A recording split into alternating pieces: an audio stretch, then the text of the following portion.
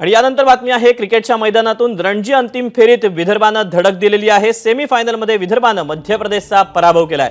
10 मार्चला वानखेडेवर अंतिम फेरीमध्ये आता मुंबई विरुद्ध विदर्भ अशी लढत होताना पाहायला मिळणार आहे।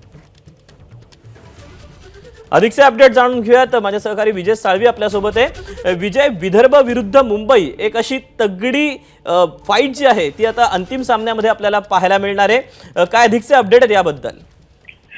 दीपक, खऱ्या अर्थानं एक तगडी फाईट तर असेलच, पण त्या पलीकडे जाऊन एकाच राज्यातले दोन संघ अंतिम फेरीत आमने सामने येण्याचा हा एक दुर्मिळ योगायोग असावा आणि त्यामुळे दोन्ही बाजूला मराठी गुणवत्ता आमने सामने उभी ठाकेल।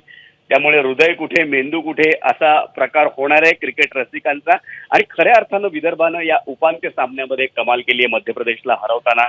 विदर्भचा पहिला डाव 170 धावात गारद झाले होते विदर्भ, त्यांच्याकडे लीड जाऊ दे 82 धावांची पिछाडी होती, पण दुसऱ्या डावात जी कमाल केली आहे यश राठोड 141, अक्षय वाडकरनं साधारण 77 रन आणि त्या दोघांनी 158 रनची पार्टनरशिप केली आहे 6व्या विकेटसाठी।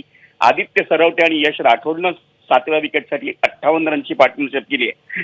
त्याच्यामुळे विदर्भाला 402 धावांचा टप्पा गाठता आला आणि म्हणूनच 321 धावांचं आव्हान दिलं होतं मध्य प्रदेशला, पण त्यांना 258 धावात रोखलंय। आदित्य सरवटेने 2 विकेट्स काढल्यात, आदित्य ठाकरेने 2 विकेट्स काढल्यात आणि अक्षय वाकरे आणि यश ठाकूर यांनी प्रत्येकी 3-3 विकेट्स काढलेल्या आहेत।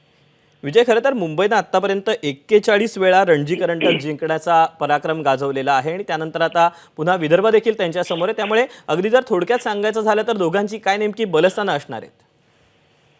मुंबईच्या हाताशी अनेक मोठी नावं आहेत, मग त्याच्यात अजिंक्य रहाणे आहे, त्याच्यामध्ये श्रेयस अय्यर आहे, त्याच्यामध्ये शार्दुल ठाकूर आहे, अशी मोठी मोठी नावं मुंबईकडे आहेत।